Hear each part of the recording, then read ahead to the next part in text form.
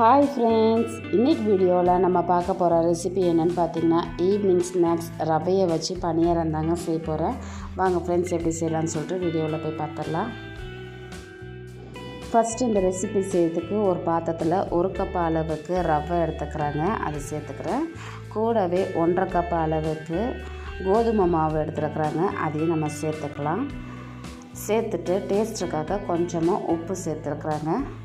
கூடவே வாசனைக்கு கொஞ்சமாக ஏலக்காய் தூள் சேர்த்துருக்குறாங்க. சேர்த்துட்டு நல்லா இதை கலந்து விட்டுக்கலாங்க.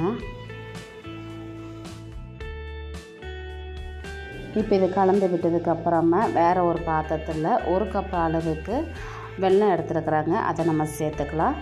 சேர்த்துட்டு 1 கப் அளவுக்கு தண்ணி சேர்த்துட்டு இப்போ இந்த வெல்லத்தை நல்லா கரைச்சி கொதிக்க வச்சுக்கலாங்க.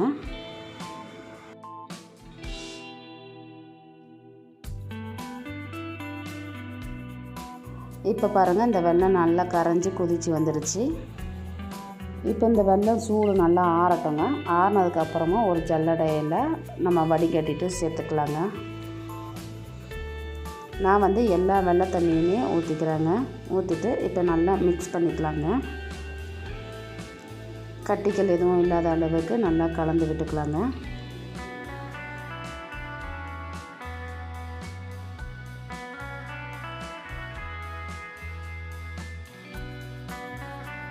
தண்ணி இடையில தேவைப்படும் போது கொஞ்சம் கொஞ்சமாக நம்ம சேர்த்துக்கலாங்க. நிறைய சேர்க்காம அளவாக சேர்த்துட்டு நல்லா மிக்ஸ் பண்ணிக்கலாம். தேவைப்படும் போது கூட கொஞ்சம் எக்ஸ்ட்ரா தண்ணி ஊற்றிட்டு நல்லா கலந்து விட்டுக்கலாங்க.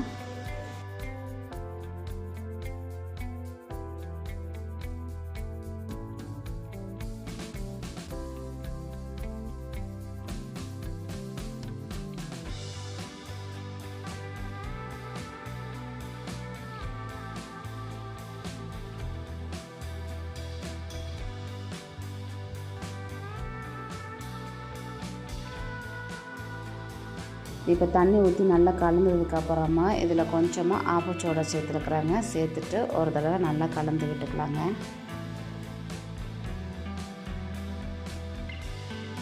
இப்போ மாவு நல்லா கலந்ததுக்கப்புறமா மூடி போட்டுட்டு ஒரு அரை மணி நேரம் போல் ஊற விட்டுறலாங்க. அப்போ தான் அந்த ரவை நல்லா ஊறி வரும். இப்போ 1/2 அன் ஹவர் கழித்து நம்ம ஓப்பன் பண்ணி பார்க்கும்போது அந்த ரவையெல்லாம் நல்லா ஊறி வந்துருக்குறோங்க. இப்போ ஒரு பணியார கடையில் தேவையான அளவுக்கு எண்ணெய் ஊற்றி நல்லா காஞ்சதுக்கப்புறமா ஒவ்வொரு குழிலையுமே நம்ம மாவு சேர்த்துக்கலாங்க.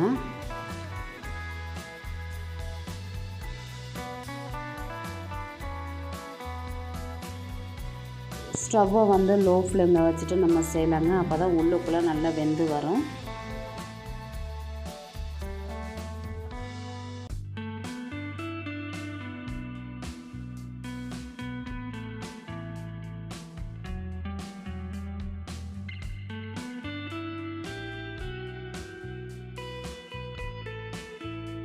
இப்போ இந்த மாவு குழியில் ஊற்றுனதுக்கப்புறமா 5லேருந்து 10 நிமிஷம் போல் மிதமான தீயில் வேக வச்சு எடுத்துக்கலாங்க. இப்போ ஒரு பக்கம் நல்லா வெந்திருக்கு, மறுபக்கம் நம்ம திருப்பி போட்டு வேக வச்சுக்கலாங்க.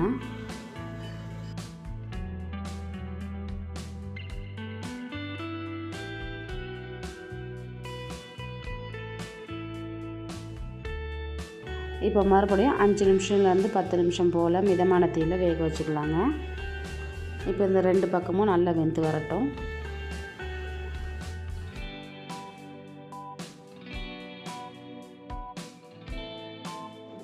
இப்போ பாருங்கள், 2 பக்கமும் நல்லா வெந்து வந்துருச்சு. இப்போ இதை வேறு ஒரு பிளேட்டுக்கு நம்ம மாற்றி எடுத்து வச்சுக்கலாங்க. அவ்வளோதாங்க. இப்போ நம்ம ரெடி பண்ணி வச்சுருக்கிற ஈவினிங் ஸ்நாக்ஸ் ரவை பணியாரம் ரெடி ஆகிடுச்சு. இந்த வீடியோ உங்களுக்கு பிடிச்சிச்சின்னா லைக் பண்ணிக்கோங்க. மறக்காமல் நம்ம சேனலை சப்ஸ்கிரைப் பண்ணிக்கோங்க. பக்கத்தில் இருக்க பெல் ஐக்கன் கிளிக் பண்ணிக்கோங்க. அப்போ தான் நான் போடுற வீடியோ எல்லாமே உங்களுக்கு நோட்டிஃபிகேஷனாக வந்து சேருங்க. Okay friends, tata bye bye. Hi friends, இன்றைக்கி வீடியோவில் நம்ம பார்க்க போகிற ரெசிபி என்னென்னு பார்த்தீங்கன்னா ஈவினிங் ஸ்நாக்ஸாக போண்டா தாங்க செய்ய போகிறேன். வாங்க ஃப்ரெண்ட்ஸ், இதை எப்படி செய்யலான்னு சொல்லிட்டு வீடியோவில் போய் பார்த்துடலாம். ஃபஸ்ட்டு இந்த ரெசிபி செய்கிறதுக்கு ஒரு பாத்திரத்தில் 1 கப் அளவுக்கு தயிர் எடுத்துருக்குறாங்க. இப்போ அதை நம்ம சேர்த்துக்கலாம். கூடவே தேவையான அளவுக்கு உப்பு எடுத்துருக்குறாங்க, அதை சேர்த்துக்கலாம். இப்போ 1 ஸ்பூன் அளவுக்கு சர்க்கரை எடுத்துருக்குறேன், அதையும் நம்ம சேர்த்துக்கலாங்க. இப்போ 1/2 ஸ்பூன் அளவுக்கு சீரகம் எடுத்துருக்குறாங்க, அதை சேர்த்துக்கலாம். கூடவே சின்ன துண்டாக ஒரு இஞ்சியோ ஒரு பச்சை மிளகாவையும் நறுக்கி வச்சுருக்கிறேன். அதையும் நம்ம சேர்த்துக்கலாங்க. சேர்த்துட்டு ஒரு ஒயர் விஸ்க் வச்சுட்டு நல்லா கலந்து விட்டு மிக்ஸ் பண்ணி எடுத்துக்கலாங்க. இந்த தயிர் வந்து ஒரு நிமிஷத்துக்கு போல் நல்லா அடித்து எடுத்துக்கலாங்க.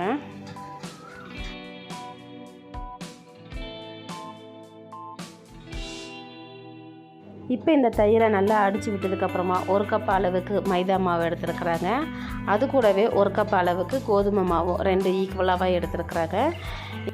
கூடவே 1/4 ஸ்பூன் அளவுக்கு ஆப்பச்சோடா எடுத்துருக்குறாங்க. அதையும் நம்ம சேர்த்துக்கிட்டு நல்லா ஒரு தடவை கலந்து விட்டுக்கலாங்க.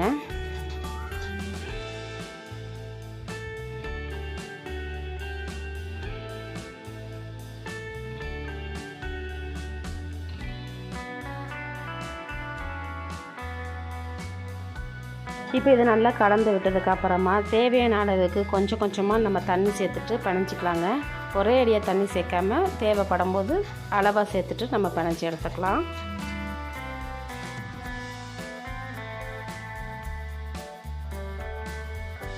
இடையில தண்ணி தேவைப்படும் போது கொஞ்சம் கொஞ்சமாக நம்ம சேர்த்து பிணைஞ்சிக்கலாங்க. எனக்கு இந்த மாவு பிணையிறதுக்கு கிட்டத்தட்ட 3/4 கப்பிலேருந்து 1 கப் அளவுக்கு தண்ணி தேவைப்பட்டுச்சுங்க. இப்போ பாருங்கள், மாவு வந்து நல்லா ஓரளவுக்கு மிக்ஸ் பண்ணியாச்சு. இப்போ இந்த மாவை இந்த மாதிரி அடித்து எடுத்துக்கலாங்க. மாவு நல்லா அடித்து எடுக்கும் போது போண்டா போடும்போது நல்லா சூப்பராக உப்பிக்கிட்டு வருங்க. இப்போ இந்த மாவை ஒரு 5 நிமிஷம் போல் நல்லா அடித்து எடுத்துக்கலாங்க. பாருங்கள், மறுபடியும் நான் கொஞ்சமாக தண்ணி சேர்த்துட்டு நல்லா அடித்து எடுத்துருக்குறேன். இந்த மாதிரி மாவு கரெக்டாக வர அளவுக்கு நம்ம அடித்து எடுத்துக்கலாங்க.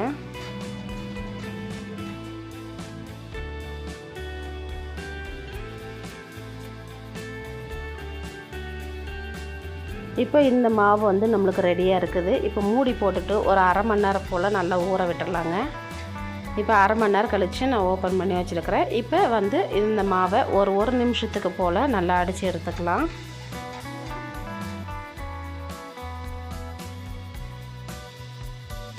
இப்போ மாவு வந்து நம்மளுக்கு ரெடியாக இருக்குது.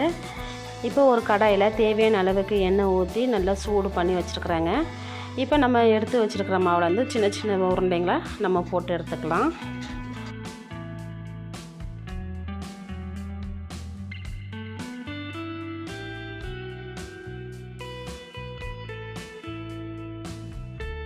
இப்போ ஸ்டவ்வை வந்து லோ ஃப்ளேமில் வச்சுட்டு நல்லா வேக வச்சு எடுத்துக்கலாங்க. அப்போ தான் உள்ளுக்குள்ளே நல்லா சாஃப்டாக வெந்து வரும்.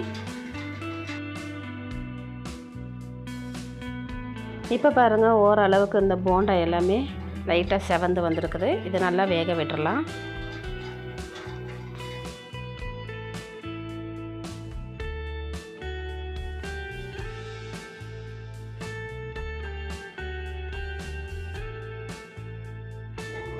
இப்போ பாருங்கள், இந்த போண்டா எல்லாமே நல்லா செவந்து வந்திருக்குது.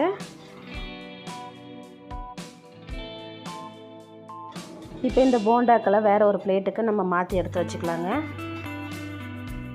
இதே போல் மீதி இருக்கிற மாவுலேயும் நம்ம போண்டா போட்டு எடுத்துக்கலாங்க.